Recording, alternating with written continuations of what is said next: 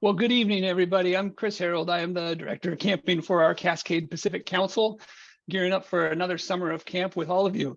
And with me is Chris Bartell, our Director of Marketing. And I think your title might be slightly different than that, but man, all the really cool things that really show us at our best comes out of Chris's team, and it's just a pleasure to serve with him and a pleasure to be here with you and with him this evening. So thank you for taking the time and for getting ready for camp. I know we have that old motto of be prepared, and it really works, and this is part of that. So without further ado, let's jump right in.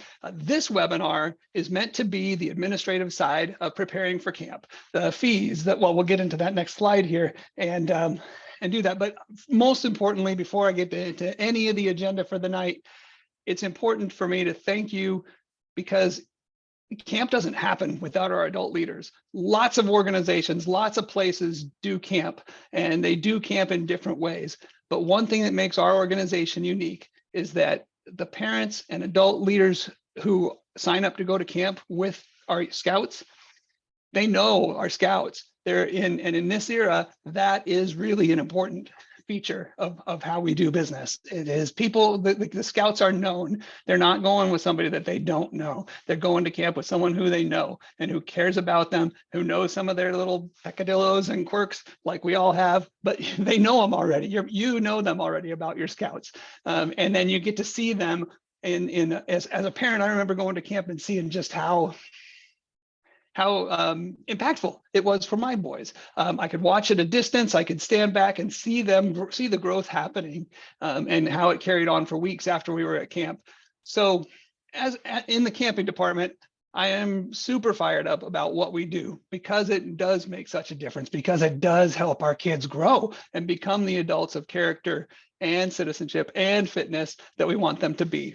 So when we talk about why camp, we talk about how it helps, we often talk about how it helps the pack grow and how it helps the troop grow, but it also for sure helps the individual scout grow. And they grow in so many different ways. The independence that they have of going to classes in Scouts BSA camp, of going to classes on their own with a buddy, of going to try things that they haven't tried before, of trying things where they fail and pick themselves up and figure it out. We have scouts who are scared of horses, who when they show up to camp, but as they come to learn a little more about them, their comfort level grows, and they stretch, and there's so much that challenge by choice feature of scouting takes place at camp in such great ways. They may catch their first fish. I think it's important we start there, because so much of the rest of the agenda, as you can see on this slide, is more about like the administrative details that I mentioned before. How do you get more information about camp? Where in the refunds, if there are any coming, special needs. If you have scouts or adults with special needs, how do you manage that? How do you take care of the med forms and medications at camp? How do we manage youth protection at camp? And then finally, health and safety. Maybe the most important, well, it is the most important. You can't have fun if you're not being healthy or safe. So the health and safety piece of camp is the most important piece. So that's what we're going to cover. Wow. Will it go backwards? Yes, it will. Look at that. All right, so getting information about camp is, we've tried to make it as easy as possible, and you'll see at the top of this screen that website, cpcbsa.org/camp portals, will get you to information, detailed, granular, what time is basketry merit badge information about each and every one of our camps. And so that is all the most current up-to-date stuff. In addition, you'll get the email to each camp there to email the camps directly, the program guides and schedules, any form, and then also even the weather and tide tables if you're going to one of our camps at the coast. The camps at the mountains don't have their tide tables up yet. I don't know what's slowing them down, but no tide tables for our mountain camps. That was a joke. Chris didn't even smile.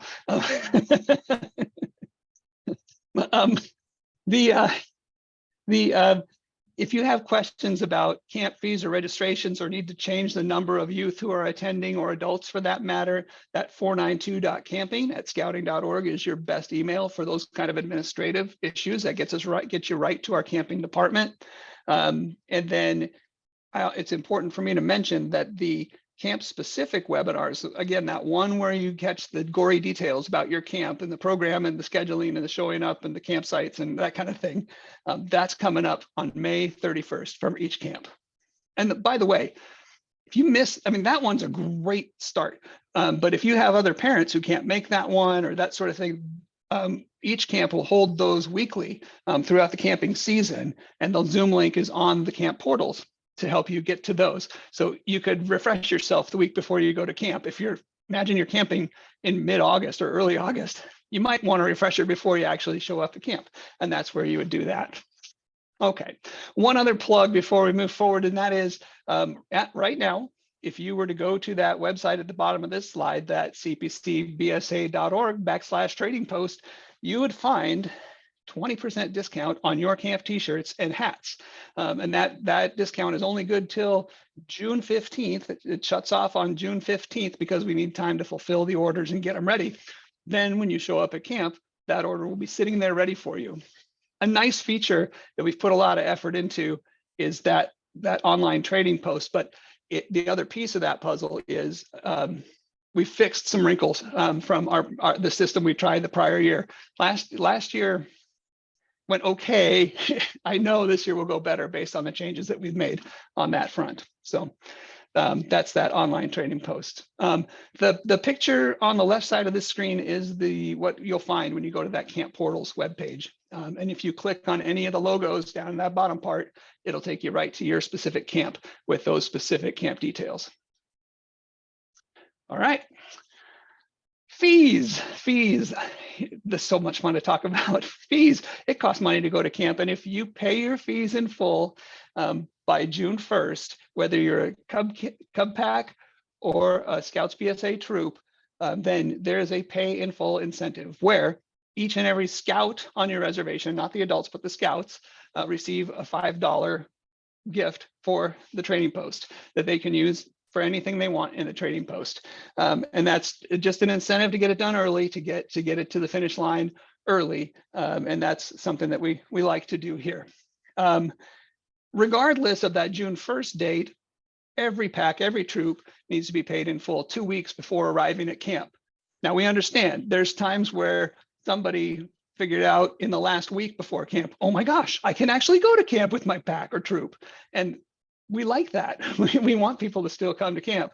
So, I mean, there can be exceptions, but we want you to be able to walk into camp confidently knowing that the bill is paid. You just have to walk in and enjoy. There's enough moving pieces at camp without having to think about that piece of that puzzle. So there's that. No muss, no fuss, we like to say. And then information on the refunds are coming along. All right, adult fees. Adult fees are fully refundable. And here's one exception in that. Fees are, yeah, and I know I'm saving questions till the end, but this is targeted at fees. The question about fees due upon arrival. We want you to be paid 2 weeks in advance because we don't want you to have the hassle of sitting there in a line of 12 other troops or packs for 45 minutes waiting for the business manager to crank through all the fee schedules to make sure everything is squared away. So if it's all paid up, you walk in and they say, how many kids? 12? Yep, says 12. How many adults? 12? Yep, 12 adults. Good, have fun. That's a different story. So yeah, so we want you to be paid 2 weeks in advance just to make it smooth, easy on you.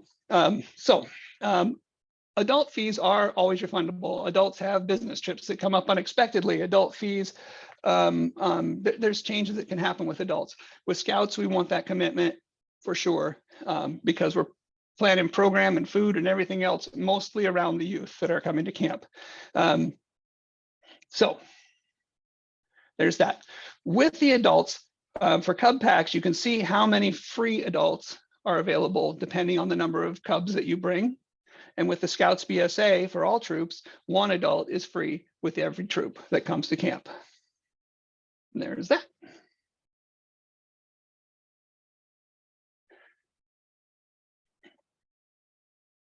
Did I go to? Oh, refunds, good. Sometimes there are reasons where a troop is overpaid, like you paid in full and then some scholarships came through or something like that for scouts who had applied for scholarships. And if your troop or pack is simply overpaid, then your funds are refunded automatically. You don't have to go through much of a process for that. If you're decreasing the youth number at this point in the game, all but $100 per scout is refundable at this point. If it's more than 2 weeks before camp. And then if it's less than 2 weeks before camp, we've already bought the food, hired the staff, done all the things that need to happen, and there's not a refund. Now, if somebody's got a death in the family, we don't want scouts coming to camp sick. Those sorts of things that happen last minute that are you can't anticipate them. We are flexible on those items. And in that case, you fill out a refund request and you'll find that form on the camp portal, but you need to do it right away. Don't wait till after you go home or anything like that. Take care of it right away when you're settling up at the business office, and your camp's business manager will guide you through that process. If there's a refund coming to a troop or a pack, a couple things you need to know. They only go to a troop or a pack. It doesn't go to the individual scout or family. It goes to, because the pack and the troop are paying for camp, and the pack and the troop get the money back from camp. It goes to the pack or troop committee chair, and it's made out to the pack or the troop. And we say it's done by September 1st if there's a refund approved for your pack or troop, and then typically it happens sooner than that. We've been working hard to make that process smoother because it just we don't want it to take a long time. We don't want to hold on to money that's not ours. Well, all right. Special needs. Let's see. Special needs, online special needs form. You'll find that on the camp portals website in the top right corner. And on that form, it describes some of the most common special needs that scouts have and adults have when they come to camp, and what the solutions are as well. It's a Google form. It's very simple, but it allows for you to describe if there's something that is unique. If it's simply it's a vegetarian only menu, gluten allergy, something like that, that's a simple fix for us. Now, if it's something that's more involved, it gives you room to explain that. And then where it is more involved, typically we will call ahead of your arrival at camp to make sure we've got that right. That is part of our week before camp call that each camp makes to the leaders who are coming. Note that that our camps have routes, and they do have roads, except for Camp Pioneer. They do have roads going into them, but they're generally not accessible via road. So that's an issue that we should discuss with your camp director prior to arriving at camp, if there would be any reason for vehicles in camp during your stay, except for the initial drop off of equipment. CPAP machines, there's no electricity in the campsites. So bring something that you can recharge. We'll have a place for you to do that, and then bring it back to your campsite in the evenings. Do them early. Please do them early, the special needs forms, and that'll help you get what you need at camp. Medical forms. By the way, this picture is Camp Pioneer, one of our iconic views. When you leave the parking lot and walk about 50 yards from your car up toward the camp, you're met with the mountain reflected in the lake and fish jumping. I won't mention the mosquitoes, but there's fish jumping, really big, well-fed fish on mosquitoes. But this is just one of our iconic views in our camps, and it's spectacular. That's Mount Jefferson reflected in Pine Ridge Lake there. All right, med forms. This is the same throughout the country, med forms for every Boy Scout camp. Every overnight camper's got to have a current form. That's true for Cubs. It's true for Scouts BSA. It's available online. It's easy to find. It's also on the camp portal. And there's a difference. If it's in Scouts BSA, chances are you're staying more than 72 hours. So it needs to be a physical performed by a physician or one of the other doctors that's listed there. If you're staying over 72 hours, you also need to be registered with the Boy Scouts of America. And that doesn't matter if you're staying like Monday, Tuesday, then Thursday, Friday, that's still more than 72 hours. So that's for Scouts BSA, 72 hours or more. You need that physical signed by a physician saying that you're healthy enough to do campy stuff. For Cubs, your own Scouts and adults both are only required to do parts A and B, partly because Cub camp is less than 72 hours. Cubs need to have 2 registered leaders with their group, as do Scouts BSA. All of them are good for 1 year. There's a little tiny wrinkle you need to know about in that. Let's say last year I got my physical done on June 1st because I was going to camp June 15th. Well, for this year, your physical is good through the last day of June. And that's can be an important wrinkle in terms of scheduling appointments with physicians and that sort of thing. So they're good for 1 year to the last day of the month of the day the physical was taken.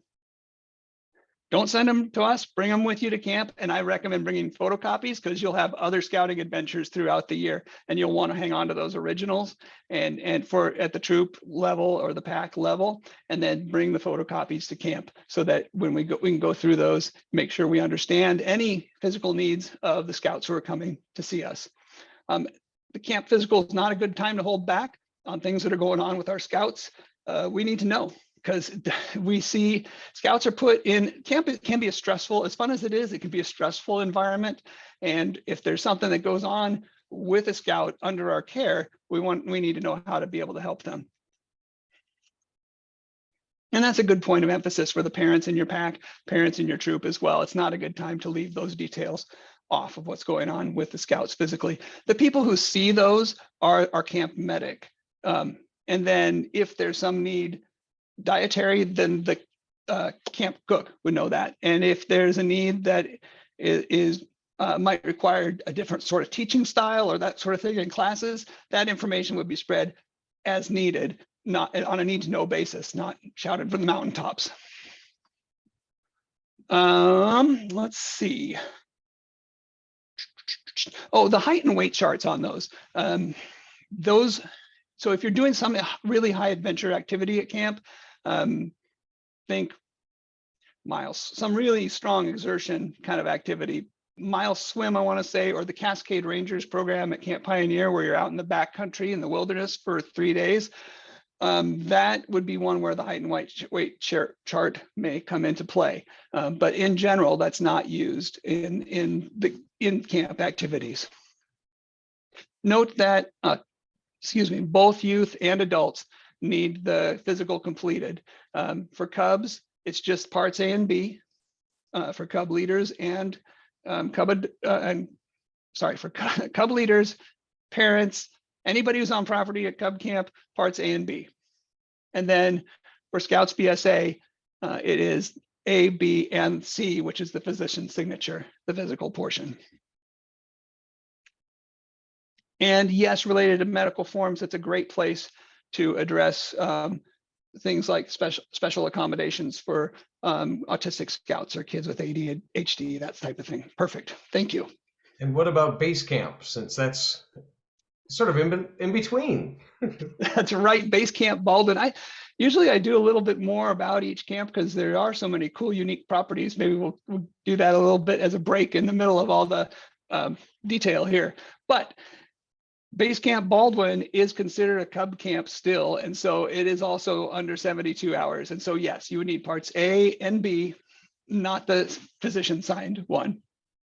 Great question, clarification, Chris. Appreciate you. Yeah, and so if you haven't yet told your Scouts BSA that they need this physical form, please do right away, because it can take a little while to get to the get to a doctor appointment and get one scheduled and all that. These forms are found on all the camp portals, every single one. I think it's on the right side of every portal. And that's the health forms, medical forms. All right. Medication is another fun thing at camp. And by fun, I mean something we need to take care of for sure. It's important. So Oregon state law, BSA national camp standards are pretty aligned on how we handle medication. For those who are under 18, all the medication needs to be in locked storage. Now for our Scouts BSA camps, especially, that locked storage is in the med shack. No, I'm sorry, in the campsite. We have a lockbox that you can check out from the med shack, and you can handle that at the troop level in a locked box in your campsite. Typically, I would recommend that you have an adult who's in charge of medicine, and because it has to be logged of how much was given and when and by who, which is something that you turn in at the end of the week. Don't worry about the forms, we'll give those to you. Sometimes there's immediate use meds like inhalers, EpiPens, something that's just immediate. If for some adults in particular, heart conditions that need immediate medic, in those cases, a person might need to have them on their person.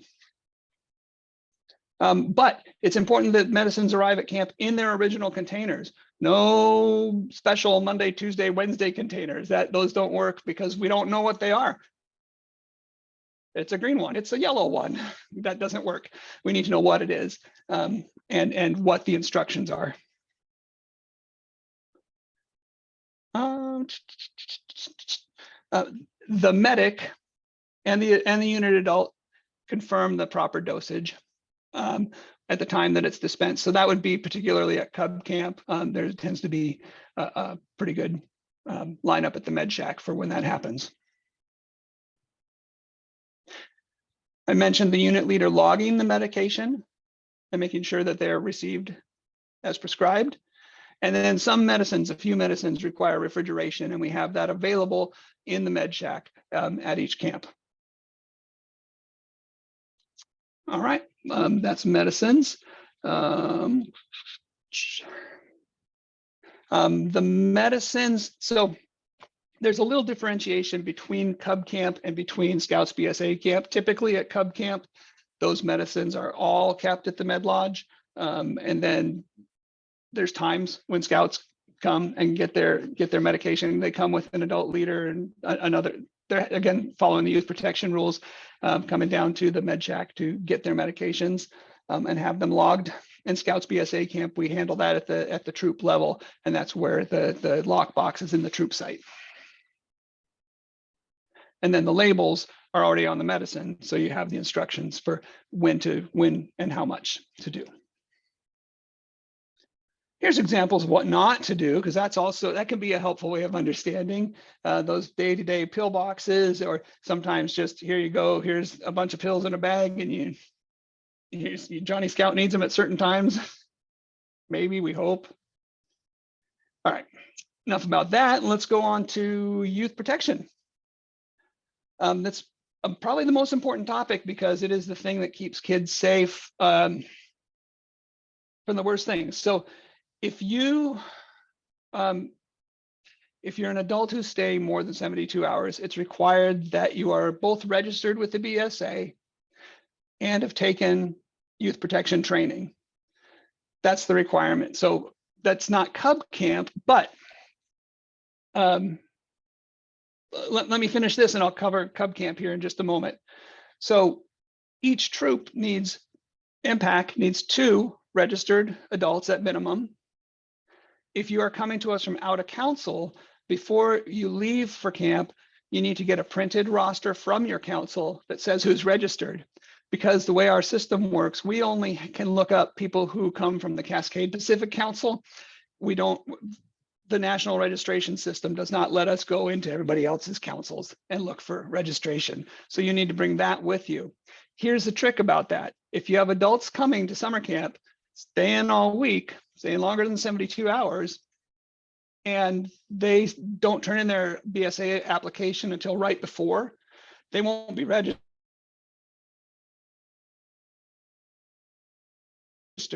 for them to show up in the system. So please, if you've got adults coming from far away, not the Cascade Pacific Council, have them register now. Have them do it now, and at least 2 weeks before.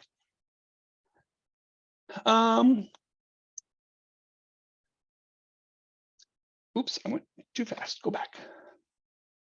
We recommend that every adult in camp has done the youth protection training, so it's not a surprise when we tell them, hey, you can't be alone with that scout. You know, that can't be a surprise. We always have that too deep leadership. We always have that protection of, as adults, we're never alone with a scout.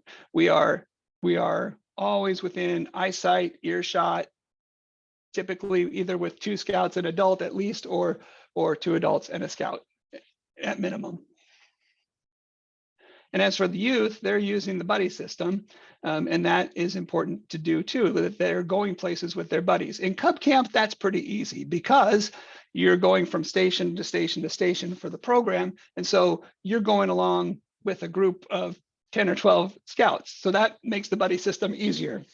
But when there's not a scheduled time, they still need to be using the buddy system and going places with a buddy. Same is true for Scouts BSA, need to go with a buddy.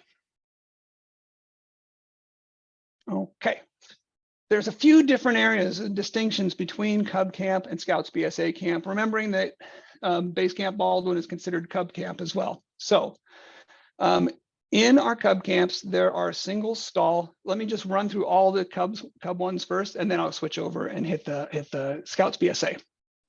In our Cub camps, both of our Cub camps have single stall showers. So in those single stalls, there's a shower, a toilet, a sink. And so they can go in, lock the door, take their shower, go to the bathroom, wash their hands, do all their stuff, and they're in there on their own. That's at both Camp Baldwin and Butte Creek Scout Ranch. A parent, and a distinction in Cub Scouts is a parent and child can share a sleeping space. They can share that. And there cannot be more than 2 years between youth who are sharing a sleeping space for Cub Scouts. And other sleeping area considerations would be if you're married adults, it is okay for you to share a sleeping space. Male and female youth, even if their siblings sleep separately in Cub Camp. And there's an exception where if there's a parent and multiple youth, they can share a sleeping space in Cub Camp only. So a family tent, basically. Okay. On the Scouts BSA side of things, all our camps except for Camp Pioneer have single stall shower setups. At Camp Pioneer, there are designated areas or times to use those areas, and that are well marked at the entrance to each of the shower facilities so that we can maintain our youth protection practices there, our procedures. Parents and children may not share a sleeping space. In Scouts BSA camp, there may not be more than 2 years between youth who are sharing a sleeping space. Married adults may share a sleeping space. And if you're coming with a linked troop, boy troop and girl troop, even if you're sharing a campsite, you need to divvy up that campsite. So there's the space that's the boy troop area, there's the space at the girl troop area, with their leadership also to watch over them. So there's that piece of the puzzle, and that's youth protection in a nutshell.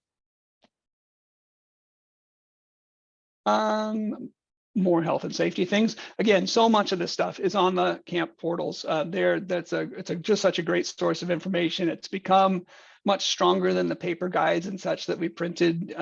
This is just instant access to all the details that you need, and with those things that are necessary, able to be printed before you come to camp. All right, more health and safety. We work hard to keep camp safe in more ways than just youth protection. There's pre-camp inspections and post-camp inspections and work weekends and all kinds of things to make sure the facility is safe and dialed in and looking good, and not just looking good, but safe, that the systems are good, water tests. And we have this whole accreditation, hundreds of standards that we have to go, not even exaggerating, that we need to work through each and every year to make sure that the fire department knows that we're operating, that the ambulances know where to find us, that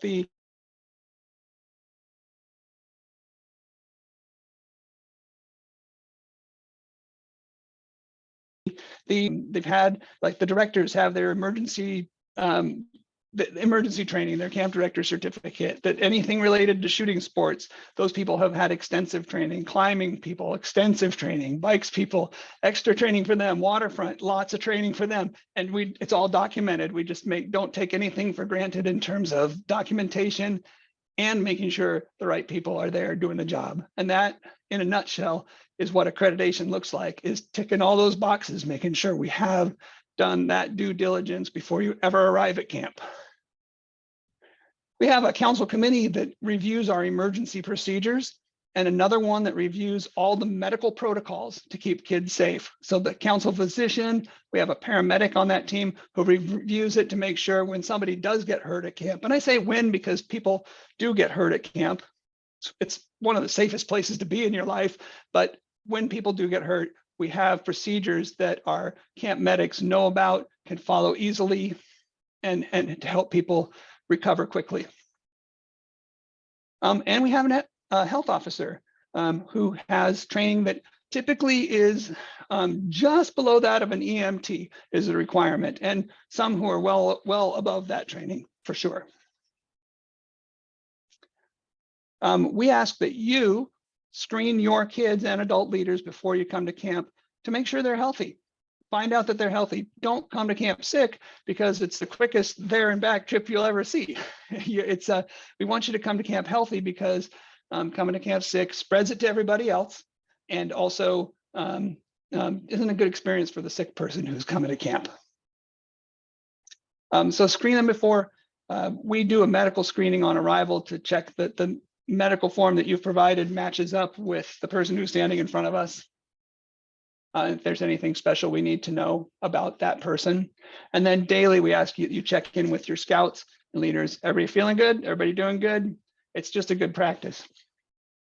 Hand washing is probably the #1 fix. We had, when we ran camp in the time during and just after COVID in our camps, and we had a lot of restrictions. The outbreaks of sickness between campers went down to almost nothing, which is wild, because as a former teacher, I know when you put a bunch of youth in a small space, they share germs a lot. So, and I think part of that was so much of the emphasis that we had on hand washing, in particular hand washing. So emphasizing that with your youth, just that we wash our hands. It's what we do. Before we're going into the dining hall, we wash our hands. After we use the restroom, we wash our hands. Done a bunch of afternoon activities. Let's wash our hands before we go back and grab some snacks at the trading post. And we ask our partners, the adult leaders, to help us with that. Additional ounce of prevention here, the staff training. The staff spend about 9 days prior to camp starting for the summer. And a little bit of that time is spent setting up tents and that sort of thing, but camp projects, but the bulk of it is training. It's health and safety training. It's how do we do things? It's a re-emphasis of youth. There's a special additional youth protection training for camp staff that they take. There's CPR and first aid training that half of our camp staff must have. And usually it's a higher proportion than that. There's AEDs in the camp as well. Our staff are well trained over the course of that week. There's training on how to teach. How does advancement work? There's a lot of program focused training as well. So our staff are trained. So all that stuff is meant to set us up for success once you hit camp. As I mentioned, when something happens at camp, I said if, I should say when, that's a much better word. Please report it if there's an outbreak of any kind of illness in your pack or troop. If there's an injury, we certainly need you to report that, or any kind of other incidents. We need to report that to the camp leaders who are there. Who you'll meet at the May 31st webinar. We are trained to be able to assess the health issues, the injuries, that sort of stuff, and respond appropriately. And then I would strongly encourage you to have a plan to get sick campers home if needed during your stay, because there's times where a sick camper may not be able to stay. So think that through ahead of arriving. What are we going to do if this happens? All right. Communication. The short version of the communication is have a plan of what works for your pack or your troop. I recommend communicating with home from the pack or troop level, even when there's not any emergency. As the leader of the pack, as the leader of the troop, have somebody who's going to be there with you who communicates, hey, we had a great day today. Kids went and did a troop swim. 6 fish were caught in our pack. Whatever it is that is the good stuff that's going on at camp, please share that. And that does 2 things. 1, it reassures parents who aren't able to be there that hey, things are going pretty good. And 2, that you have a communication system that works when something doesn't go right? You know that everybody's going to get informed by having that either text or email or whatever sort of version of it you choose for your pack or troop. That allows 1 call, 1 text, 1 email to get the word out to everybody. But it only works if you plan for it, right? It's just not randomly, hey, could you call everybody once you're there? That's too late. Sometimes emergencies happen at home while our scouts or adults are at camp. It's not horribly unusual. And when that happens, we like to be able to help with the situation on the ground at camp. When the youth or adult leader finds out that there's an emergency at home, how can we help pick up the pieces if they're in the reaction? So we ask that you communicate that information with us when it happens, and not simply text your kid at camp, because then the kid all of a sudden is acting all morose and we don't necessarily know why. And that goes for you as the adult leader too. If it's an after hours kind of an emergency, especially, you can contact our council office day or night. And we have an emergency person standing by that we've got call service that gets transferred. We've had it in the very worst case scenario where the sheriff's office has showed up at camp to let us know that something was going on that we needed to know about. But our communication systems and structures have improved a ton since. So that is an emergency after hours system. Let's see. Internet and cell. Each of our camps has internet. For our leaders, that means if you need to check in on your email some during the week, there's a provision, there's a way for you to be able to do that. It's not something where if you want to work remotely every day, 3 hours a day, a chunk of the day, it's not a good version for that. You may have to have a plan to drive to town to a Starbucks or someplace like that to get enough internet to be able to do that. And then cell service, only our, let's see, I think it's only our beach camps that have much in the way of cell service. And only then, if you walk down on the beach, can you get much in the way of cell signal there. We ask that you reinforce with your troop and your pack that it's for adult use only, the internet and cell both. I mentioned a little about emergencies happening. There's a common situation in camps where a scout will be tired or will be arguing with one of their buddies. And what they do is they want to communicate with home before they tell their adult leader what's going on. And so we've had parents show up at camp just hot, just like sure that camp is destroying their child, and they were tired and they're running around happy by the time the parent gets there. And that's not, I mean, it doesn't happen all the time, but it happens. And so I guess I want you to know that it's important to set up your kids to communicate with the adult leaders when something's not going right, so that you can take care of that child as best as possible. The camp business manager will help you as adults get connected to the internet and let you know where to stand like this with your phone to get the best signal, and how to position your tinfoil hat, because cell signals are weak at best. setting those expectations for youth is tremendously important, so they know what is okay and what's not for their phone use. They find ways to get that one bar up in the tree behind the campsite. They find ways. They're savvy at that, and we want no surprises for you or for us. All right. Here we go. Now you're arriving at camp. Please give me just a sip of water and I'll sound better. Thank you. All right. I'm excited for you to arrive at camp because that's where the fun happens.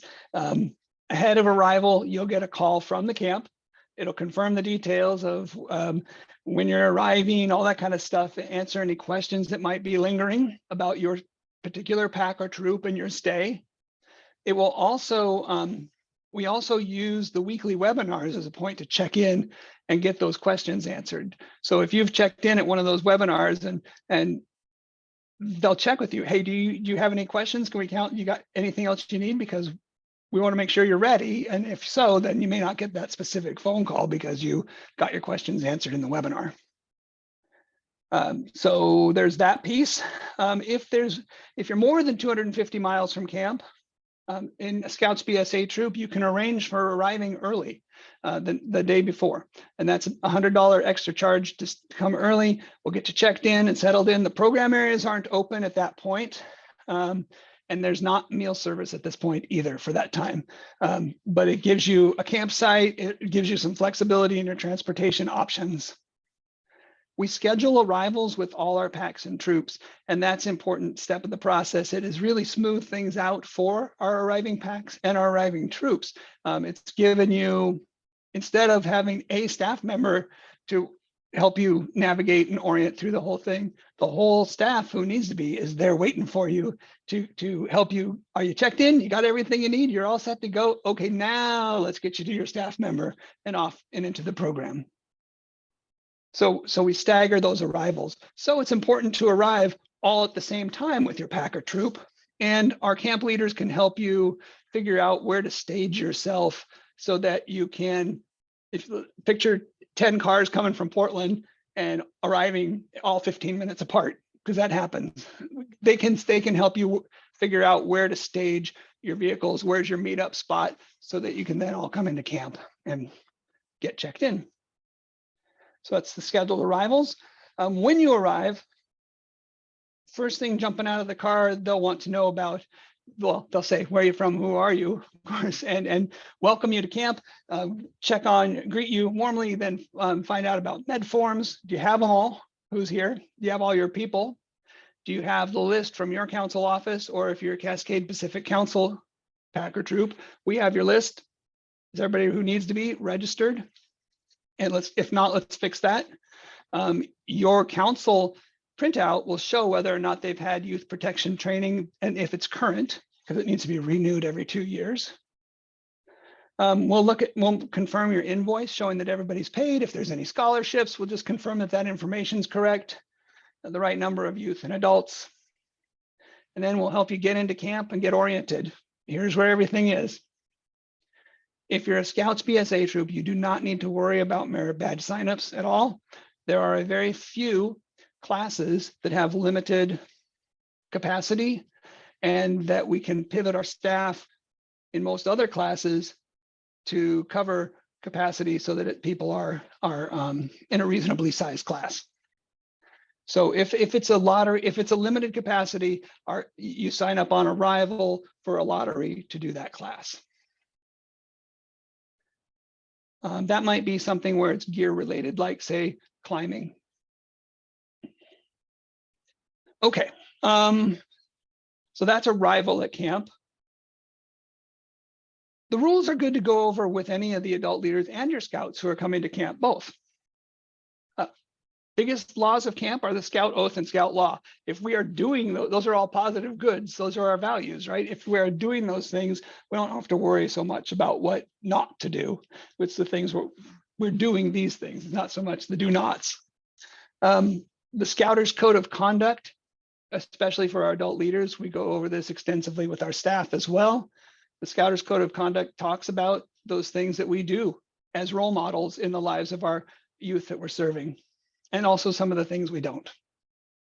There are strong restrictions or leaving home, fireworks, firearms, drugs, alcohol, and tobacco. There is a designated area in each camp if you need to use tobacco.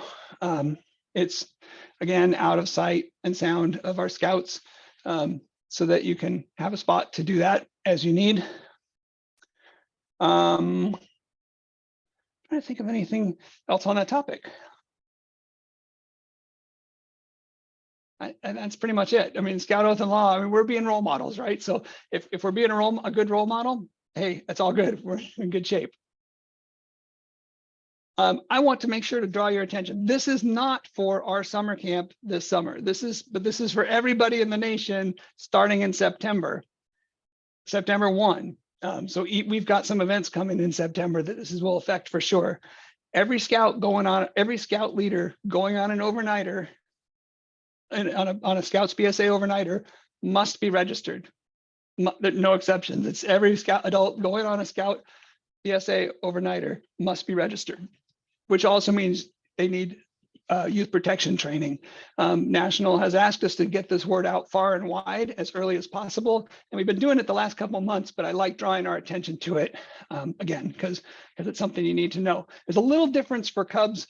It's a wonderful idea for that to happen for Cub leaders as well, for any adults in Cub camp, but it's not a requirement. Cubs will continue to have the limits of going to designated overnight campsites for single night overnighters, and having a minimum of 2 of their adults registered.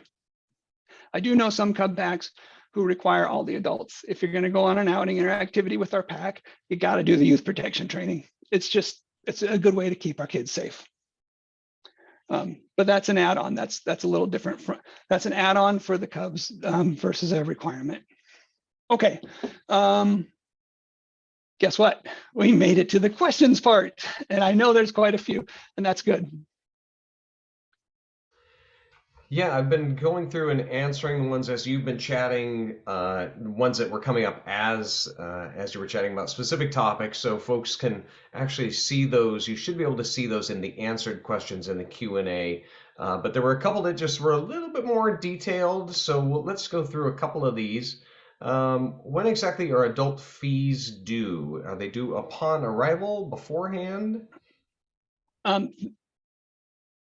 The easiest way for you as a pack or a troop is to pay everything 2 weeks ahead. But the due date, the adult leader fees are due on arrival. Everybody else, they're due 2 weeks ahead. Great. Speaking of that, somebody says that they are a large troop of 40 plus scouts. Is it better for them to pay via check because they have a large balance, or pay via debit card online? Either one is acceptable. Either one is acceptable. I will be honest that the credit card fee is about 2.5%, and so a check would probably be preferred. Great. Yeah. Let's see. Somebody had a question about the medical, about prescriptions and whatnot. Do adults need to fill out a dosage log form to turn in at the end of camp? Yes. Yep. Everybody from the pack or troop who's taking medications during the course of camp needs to log that and needs to be turned in. And typically it's done as a troop or as a pack, that it's one thing that's turned in at the end, not each individual logs. Great. Let's see here. Here are a couple. Let's talk about arrivals here. If we don't arrive within, actually, here, let's start with this one first. When can we start registering for check-in times? Oh, I'm sure on that May 31st meeting, your camp director will be happy to share that information with you. One of the first things we do, by the way, is we look at when you registered for camp, and then 2, what were your preferences for campsite? And if we can accommodate those, we'll do our best for that. So when you registered for camp on that form, you could choose your first, I think it was top 4 campsites. Our list that you can list there of your preference. We take those into account as we're planning campsite assignments. Great. Let's see here. right, 1 second. Let me just go through these here. With scouts, this is about sleeping arrangements. With scouts who identify as the opposite sex of their birth sex, where do they sleep? Great question. That's a good one. It's not a common problem that comes up or common challenge that comes up, but it's something as leaders we have to be able to figure out. And so addressing it before arriving at camp is the best piece. Making sure to talk with, if they're going to share, I mean, who do they share a space with when they go on your troop campouts? Who do they share space with when they go, if you do a pack camp out, that kind of thing? Typically, I suppose it would be in a troop setting, but that would be, you'd do the same thing at summer camp. Great. And let's see here. Oh, here's what happens if we don't arrive in the scheduled time? I think there's like all kinds of alarms and bells and buzzers that go off that let us know about that, and like a plume of smoke. And we say, "Dang, that's too bad. Let's get it squared away." But I think we'll go with the Cub Scout model on that one and do our best. We want you to plan for that, but of course we know things happen. And arriving within that window, really, I tell you, as unit leader, scoutmaster who's experienced this, arriving within those windows is so helpful. I tell you, that was probably one of the best things that came out of COVID was this scheduled, these little buckets of time when people arrive. It is, gang, it is so smooth. It is, I mean, as far as I have experienced anyway, it's been super smooth, just really, really. So do your best, as Chris said, but it really, it just helps everyone. And it's we tended to be, at the very tipping end of our of our arrival time, but the scattered approach really is just so nice for everybody, and it's just so much better than the craziness of having 1,000 people arriving all at once. So, okay, let's see here. You answered that one. This is a good one here. Actually, we'll do a couple of fee ones here. Merit badges. Is there any associated fees with some merit badges that we should plan for? Yeah, there's a few things. Think where there's extra materials needed, horsemanship, basketry, those type of things. There are fees. Some of them will vary depending on which basket kit you choose. Other times it will be, but it's generally pretty nominal. And those should be on the portal, if not now, darn quick. And so that May 31st camp specific meeting, we'll talk specific programs, specific fees, those kind of things. I know some of the outbound activities, if Camp Baldwin is able to get the ski bowl stuff worked out and the whitewater rafting and those sorts of things, there are additional fees. I can't outrun through all of those, and frankly, don't know them just yet. Those are all to be posted on the camp portal. And so are the schedules. Has those come about as well, gang? You might want to poke around. There were a few questions on that. So just go to cpcbsa.org/camp portals. Go to your portal there. What I do is I do a Control F, for find within the page, and basically search for the word you're looking for. That's kind of one of the easy ways to do it, because there's tons of information there. But you'll see some of them have the schedules out there and things like that. Really great just to be able to see what's going to be available and things you can share actually with your scouts too. Right. Let's see here. Here's a question sort of talking about all the camps too and the camp portals. Are all the camp specific Zoom calls going to be at the same time? Because they have some scouts going to both Butte Creek and Baldwin. Yes, the camp specific ones are all scheduled at the same time. Let me reframe that a little bit.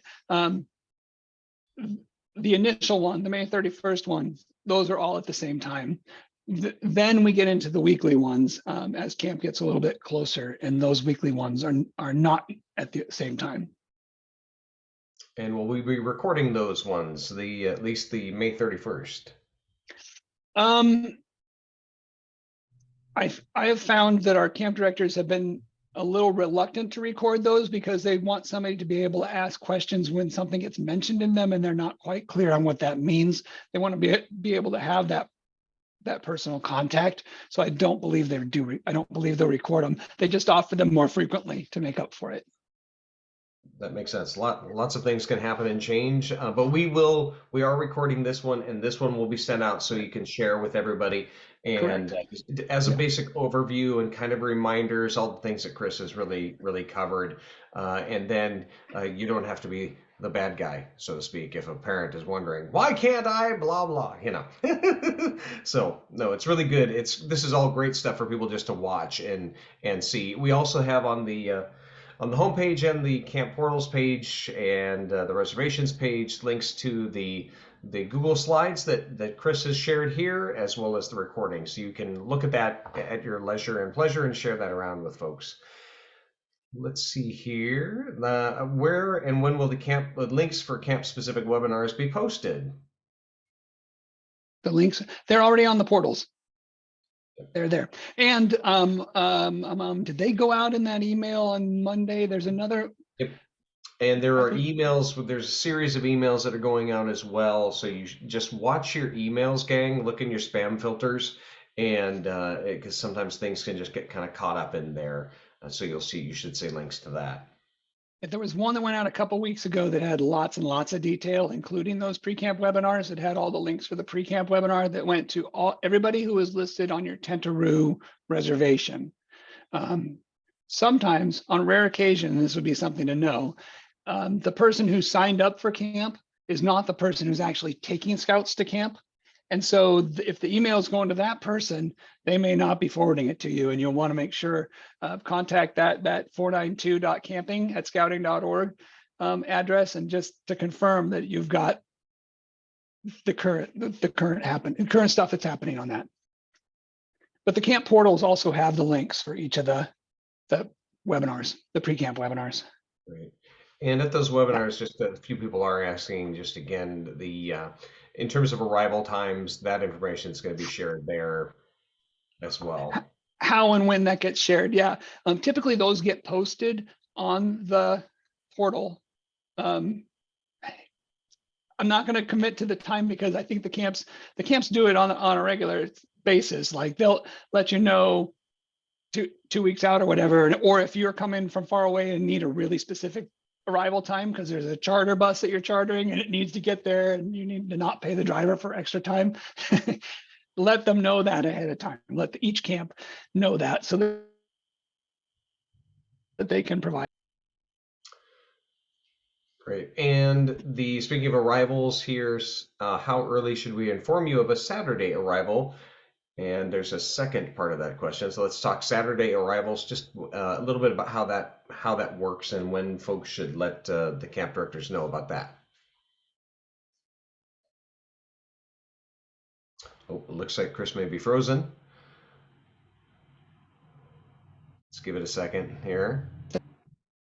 Oh, you back? You're Am I back? I'm back. We're back. Hopefully I was smiling when I froze because I didn't want that look. All right. But what was the question? Oh, let's talk about Saturday arrivals for just 2 seconds here.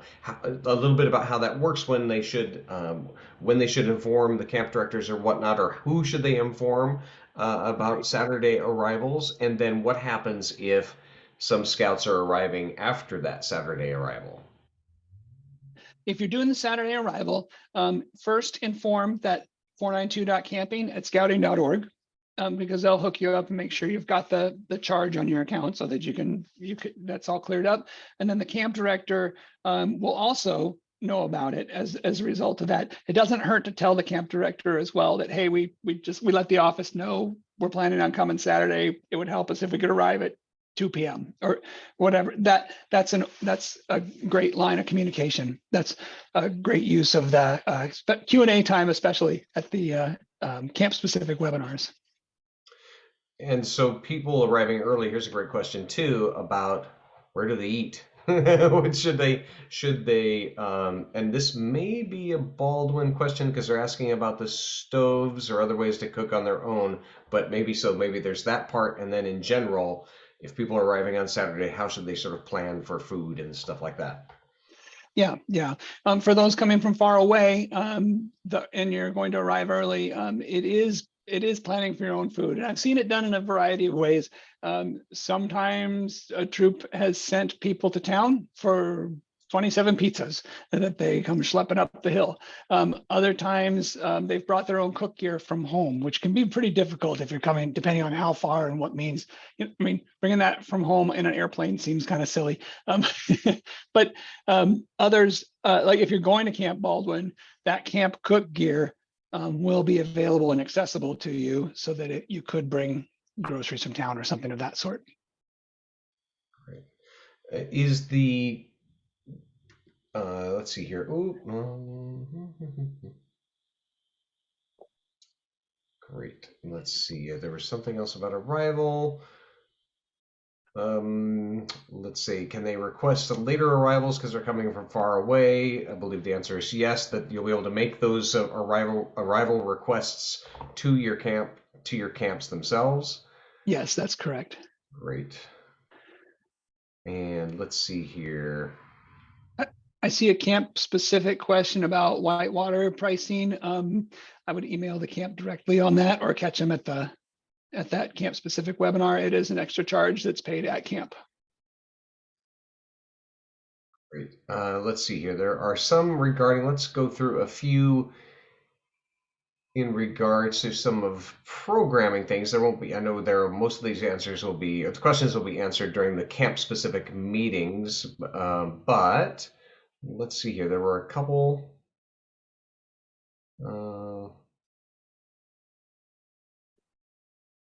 Let's see. There's some here are regarding such things as such as the Ranger program and let's see. Can we revisit the activity? Let's see here. The Ranger program, first class and higher, are troop registered, and we were told there'd be 2 overnight hiking trips, but it may have been changed to only 1. Is that true? Definitely a camp specific one. If that's Camp Pioneer, you would want to email pioneer@cpcbsa.org and get that clarification.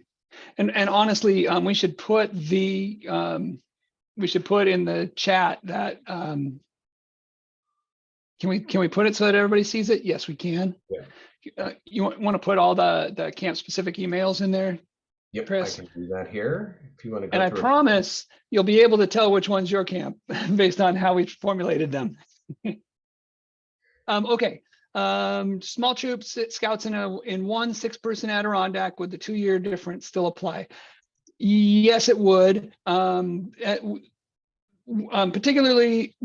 Particularly at Camp Merriweather, but at all our camps, it's a good idea to bring a few extra camping tents along with you. That gives flexibility for the different age differences and family situations and things of that sort, to be able to sort them out in a way that we're fitting all the requirements for that.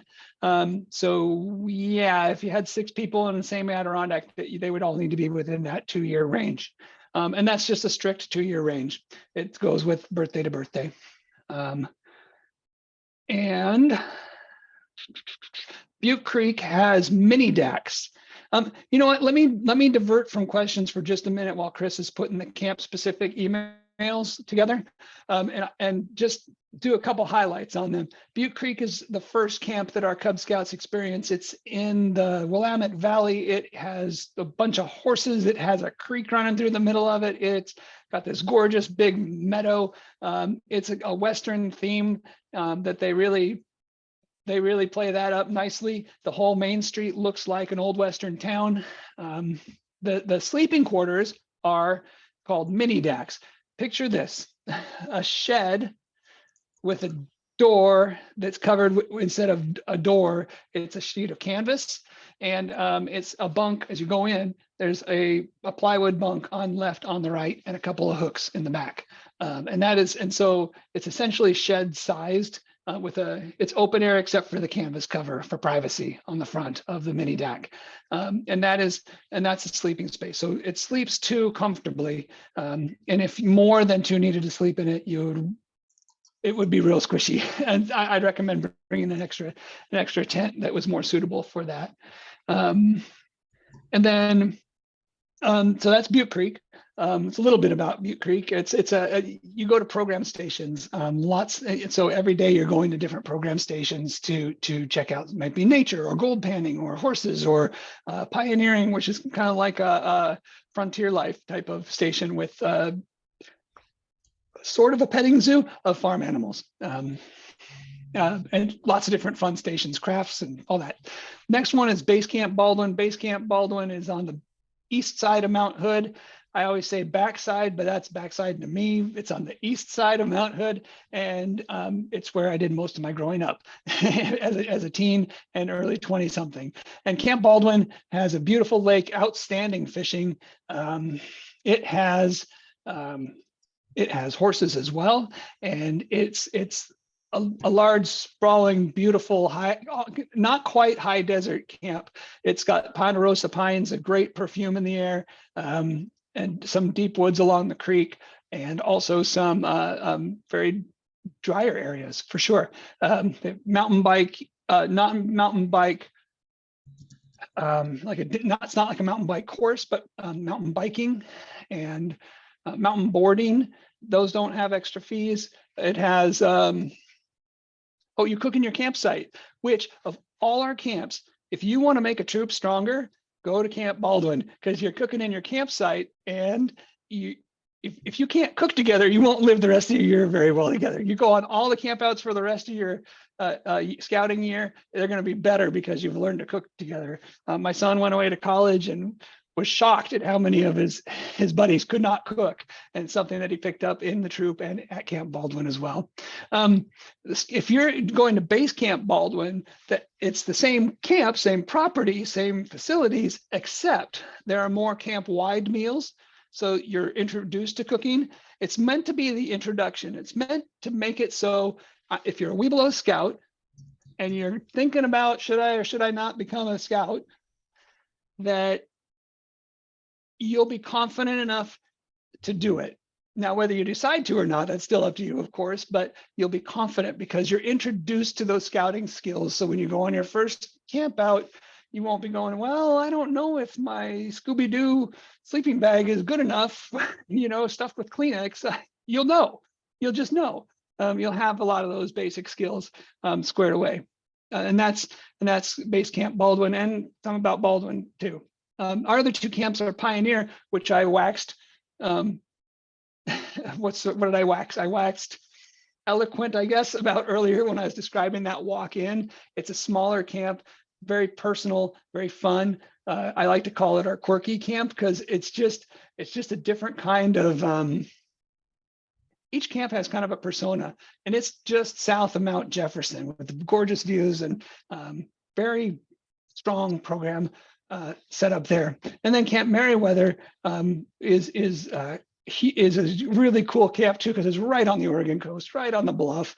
You look out at the ocean and the Cape, and it's air conditioned even when it's 90+ degrees in the valley. It's usually, and it's just spectacular. Really strong programs. There is a mountain biking course there, and a skills course, and a pump track, and advanced shooting options for rifle and archery and things of that sort. Great aquatics at all our Scouts BSA camps. There's a lot going at all those camps.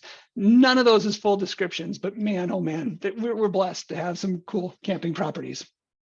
All right, back to regular questions. Scouts alone together, parent of the scout alone together. We follow the youth protection requirements throughout. So you should go with a buddy if you're going somewhere with your scout at camp. At Scouts BSA camp.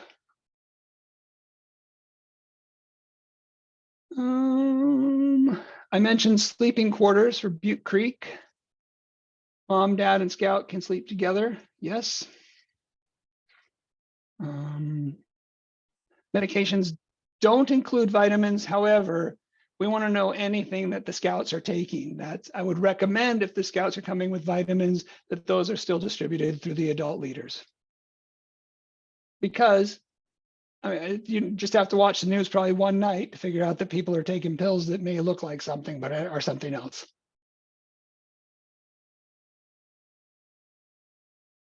Special need form, look up a special needs form. I'm not entirely clear on that, but if I'm understanding it right, our office staff does have the ability to look up to see if somebody has turned in a special needs form, if that's the question. And if it's the link to the special needs form, that's on the portal, on each of the portals for the camps, and you'll find it there.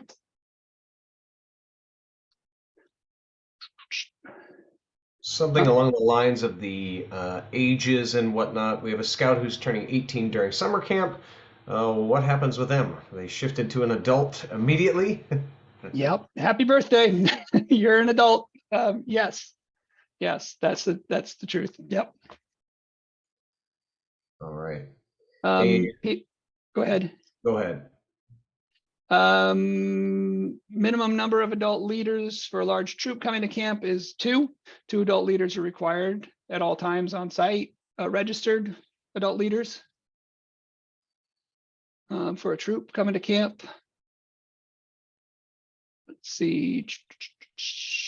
If you have a lot, go ahead. I was going to say, if along the lines of kind of the age piece here, if we have a small troop and all scouts are in one 6-person Adirondack, would the 2-year difference still apply? I don't think we have any more 6-person Adirondacks anymore, do we? We do in, I think, Columbia Schooner campsite, but yes, it does still apply. A leader with a lot of prescriptions, and those do need to come in the original models.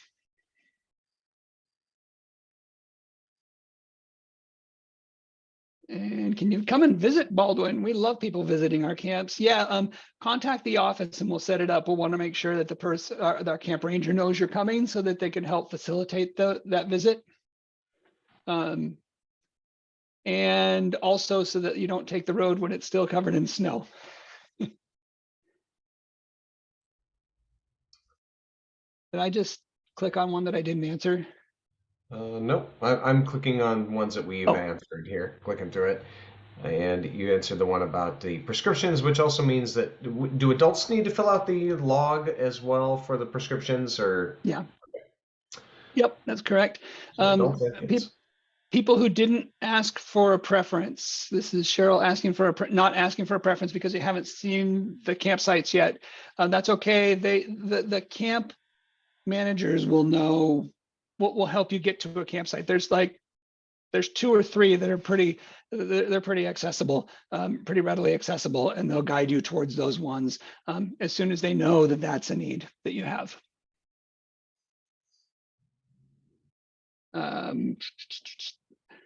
250-mile away, come a night early. Is it typical with other councils? I don't know what other councils do on that front. Yeah, that's definitely going to be an ask them if they can accommodate that.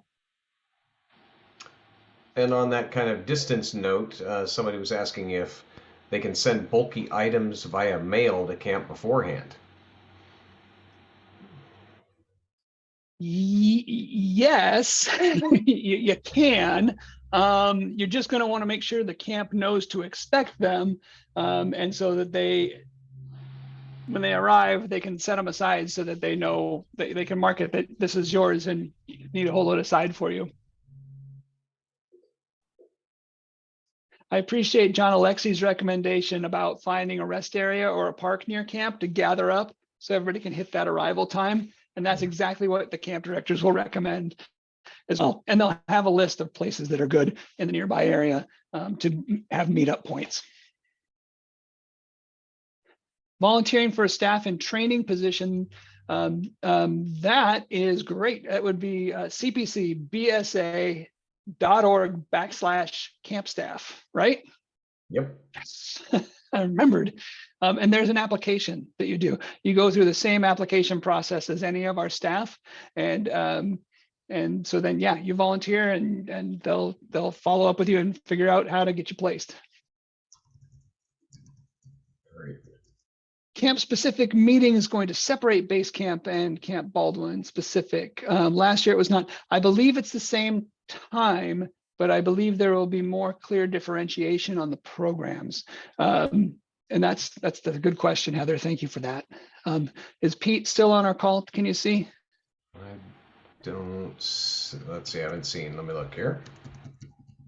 If not, I'll make sure to note that for him, that's a concern. Camp t-shirts, some of the camps don't have youth sizes listed. Yeah, thank you for that.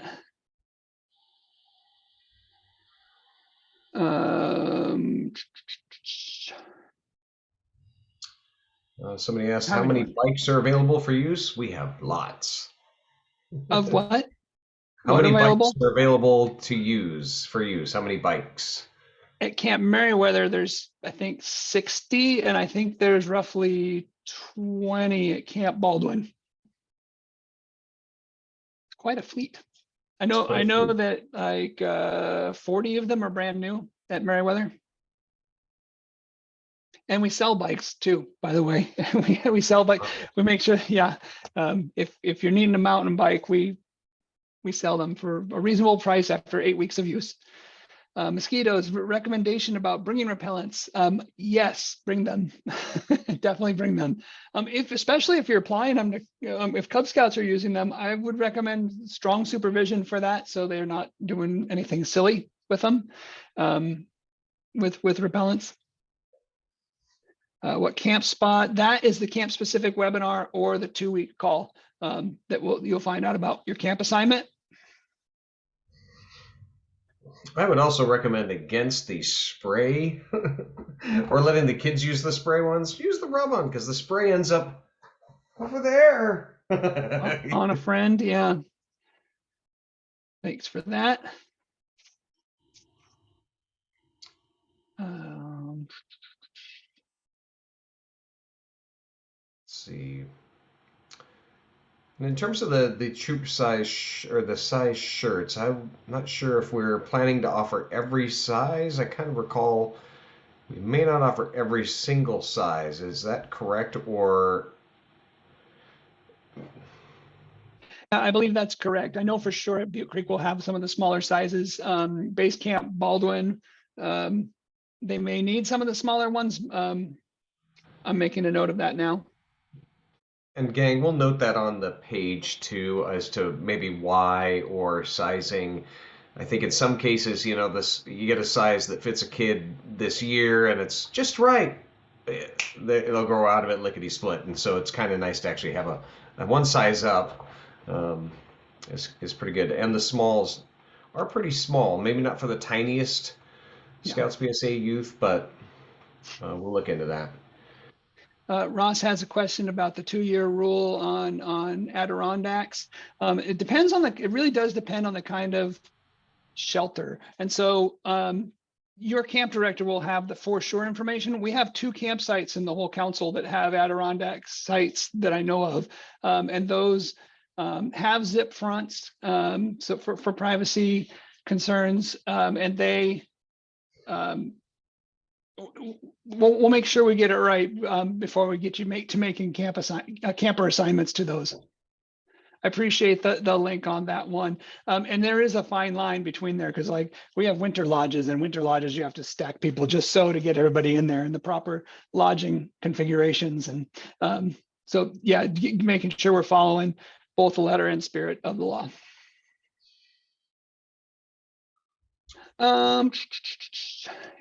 Exactly, Tim Wilhelm, on the report which showing that adults are registered. That's exactly the report I'm talking about on my scouting. It includes the YPT, children who's done YPT, and that it's current. Yep. So if you're coming from a different council, not the Cascade Pacific Council, you'll want to print that ahead of time and bring it with you so we can confirm. Make sure your people are all set up as needs to be. Thank you, Alicia, for the feedback on Camp Baldwin's horse season camp. Let's see. There's a question here of are scouts or parents able to use tents? Oh, in addition to the tents that are provided? Correct. Instead of a mini DAC, can you sleep in a tent? And can scouts sleep in tents as well? Sure. Yeah, we recommend that packs and troops bring a couple or a few extra tents, depending on their size, to be able to allow flexibility for that sort of thing. Or if you just want to sleep in a tent, that would be fine. I know some people don't like spiders. They prefer a tent. Not me. I love anything. I'll sleep on the dirt. I don't care. Me too. There's a question about ordering shirts that are personalized with troop numbers. We don't have that ability for this year. Thank you for asking. And can we bring our own bikes? We recommend strongly against it. There's a temptation if you bring your own bikes to go riding all over camp, and you can't do that. You can ride bikes in the bikes area only. And also, we have a bikes, our people are familiar to check the safety of them and all that kind of stuff before turning you loose on our bikes courses, which do have sticks and stumps and stuff like that just off to the side. So we want to make sure you're riding something that we've checked mechanically and all that kind of thing. We even log maintenance on that. The link on camping FAQs says for special needs on camping FAQs. It may say that. Oh, how did we get to the youth protection link? Did I click on something? I'll stop sharing here for a moment. There we go. It's saying about the special needs form is currently inactive on Tentaroo. I'll have to look into that. Each of the portals, you know what? The special needs is not on Tentaroo any longer. It's on a Google form. So there may be an old link on the website there, but on your camp portal, you'll find the current special needs form. No, thanks for that, Brian. I'll look into that on the website actually right after this. Beautiful. And picking up shirts ahead of time, nope. We'll get those orders and then we'll get them fulfilled. And when you arrive at camp, we'll say, hello, here's your t-shirts and hats. Thank you for ordering. So that's our camp staff isn't really on site able to process that stuff, anything like that ahead of camp. Everything shows up at camp and then gets sorted out and handed out and that sort of thing. Mostly we want to make sure we have the right number and size and all that sort of stuff up for your pack or troop when they arrive. And so we pull them aside first thing in the season and set them aside for you with that, so that no surprises. Oh, they're out of smalls. We don't want to do that.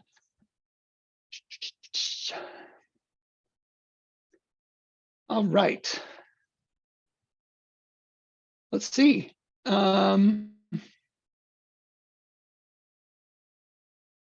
Thanks for the feedback on the sizing. And troops should be able to work with the camp to check out items for Paul Bunyan or possibly with the Trail to First Class area, depending on where is most appropriate to get those supplies at your camp. All right, how are we doing on questions, Chris? I'm going to toss into the chat here the actual link for the special needs form. Beautiful. Second here.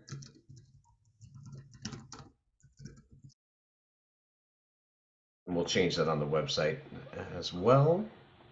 Thanks for that. Let's see here. I think I haven't seen any other ones coming through. Somebody asked about what should we bring? So on the portals themselves, I believe there are camp what to bring lists, checklists. Yep, for sure. Let's see here. Oh, here's an interesting question. Will troops be able to work with the camp quartermaster to check out items for the Paul Bunyan Award? Yeah, that or the Trail to First Class area. Great.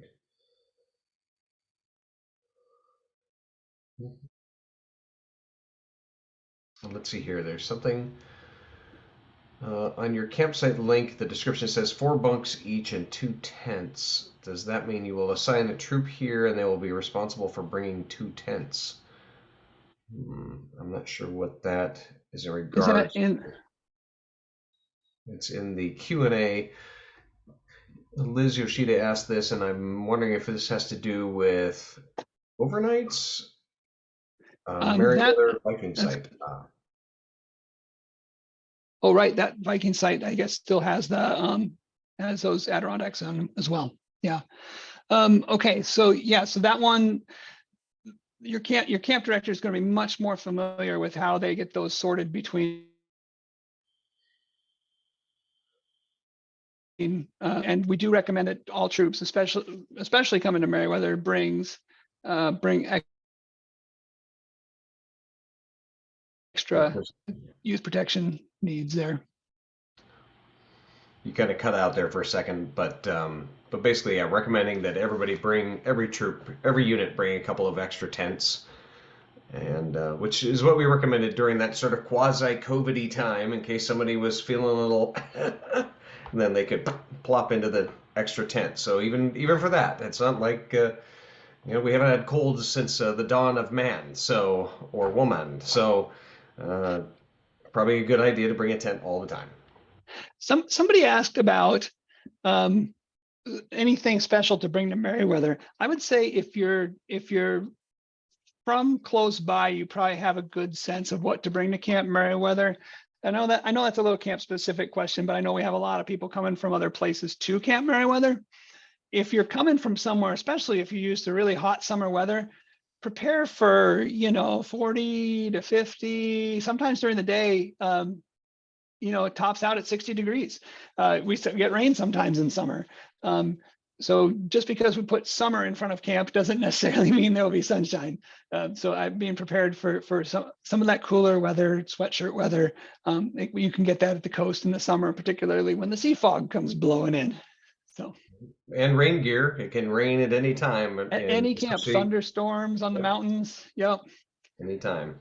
And it's good for wind. It can get pretty windy there in Meriwether, so it's good. Walking along the beach and having some light jackets kind of nice when it's just a bit cooler and you just want to have a little bit of a windbreaker is really, really, really snazzy, and guaranteed you folks coming from all over the place, you're gonna love it. It's fun to see you when you're from Montana or Texas or anywhere else just coming to visit, and we're really grateful to be able to share it with all of you, and it's fun. So make sure you let folks know where you're from. Don't be shy about that, because that's really fun for everybody to hear, I think, and it's always an adventure for all the adults and scouts to find out about other scouts from all over. So it's like a mini jamboree.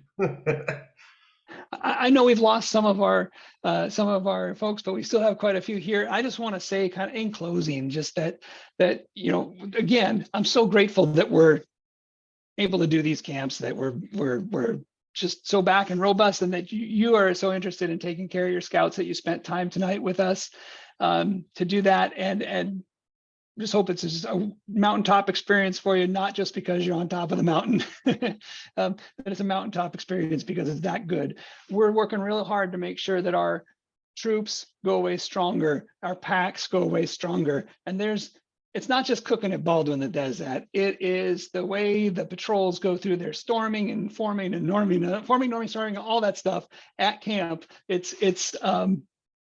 It's magic. It's magic stuff. It helps them with the socialization and the development, and it's a great place for that. So I hope you come away with a much stronger troop than when you arrived. And thanks for all you do to make it happen for our scouts. You're here.